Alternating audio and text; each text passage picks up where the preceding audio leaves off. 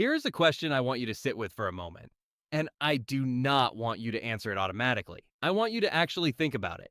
Do you consider yourself middle class? If you are watching this video, there is a good chance the answer is yes.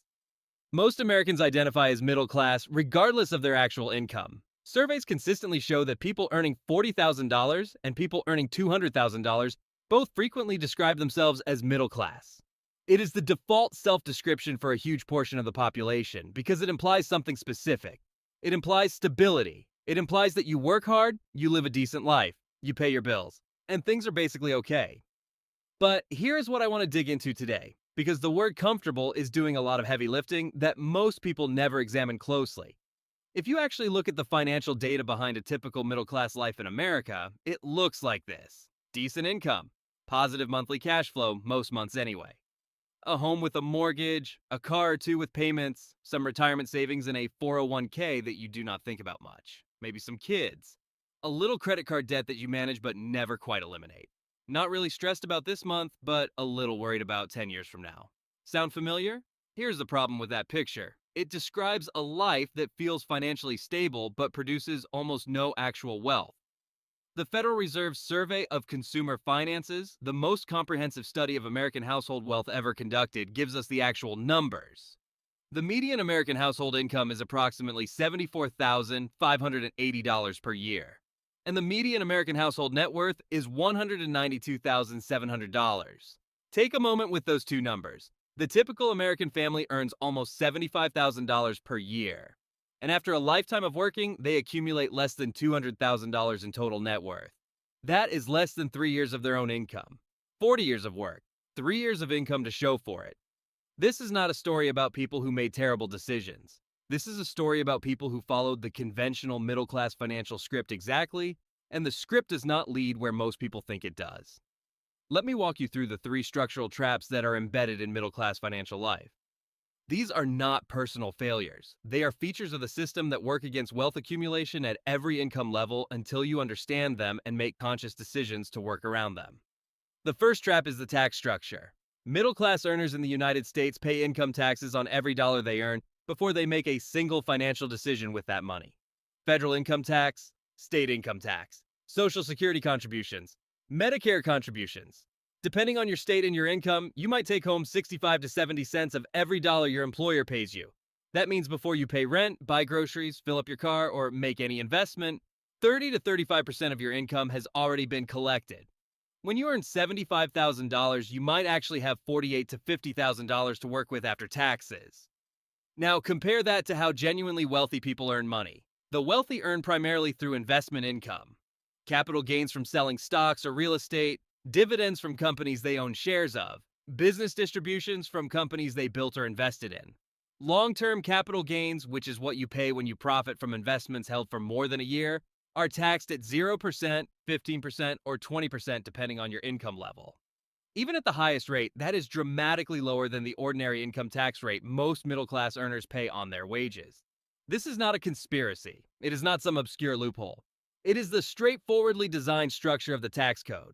Labor income is taxed at one rate, capital and ownership income is taxed at a lower rate.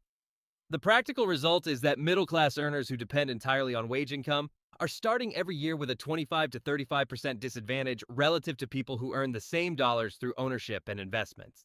And this disadvantage compounds over 4 decades of working life. The second trap is the home equity illusion. Ask most middle-class families what their biggest asset is, and they will tell you their home. And in terms of the dollar value of a single asset, for most families, that is technically accurate.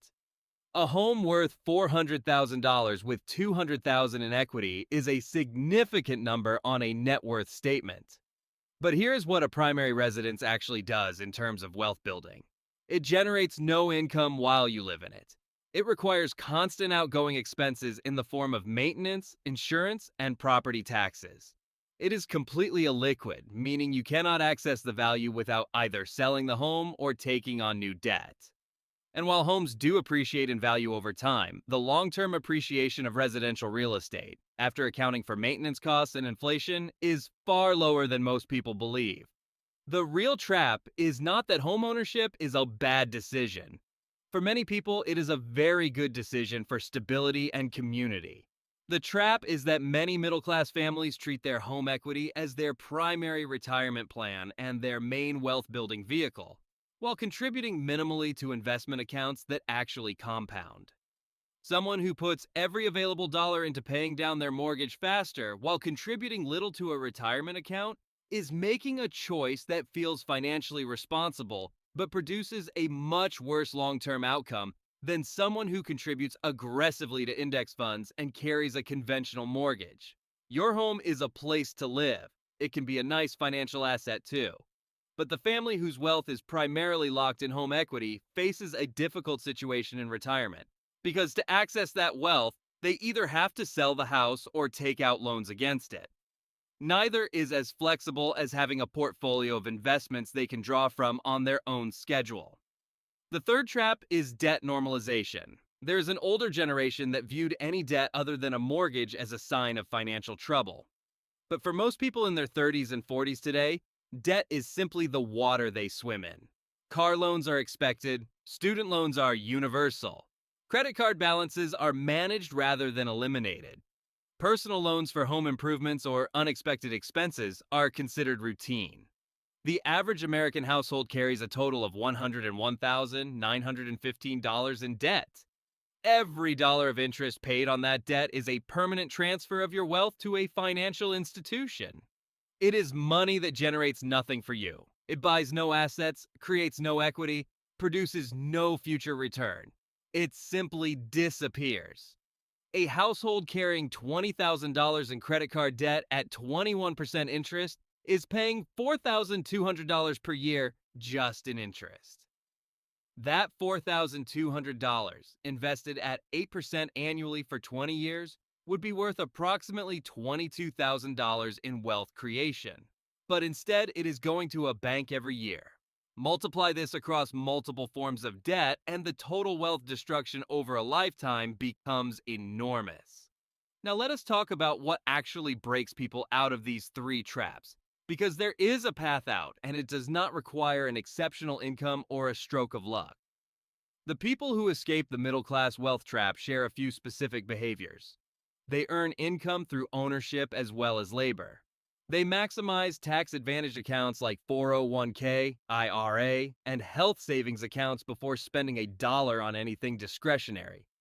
They treat debt elimination as an investment with a guaranteed return equal to the interest rate they are paying. And they think in terms of net worth, not income. That last one is worth sitting with. Income is what you earn. Net worth is what you keep and accumulate. These are very different numbers, and most people track the wrong one. Most middle-class people know exactly what they earn. Almost none of them can tell you their net worth off the top of their head. Track what you keep. Optimize what you keep. Let what you earn become the input, not the scorecard. And watch how different the output looks in 10 years. The trap is real. It was not designed to be easy to escape. But the people who do escape it did not do so through secret knowledge or special advantages. They just understood the rules of the game they were actually playing and made decisions accordingly. Now you know the rules too.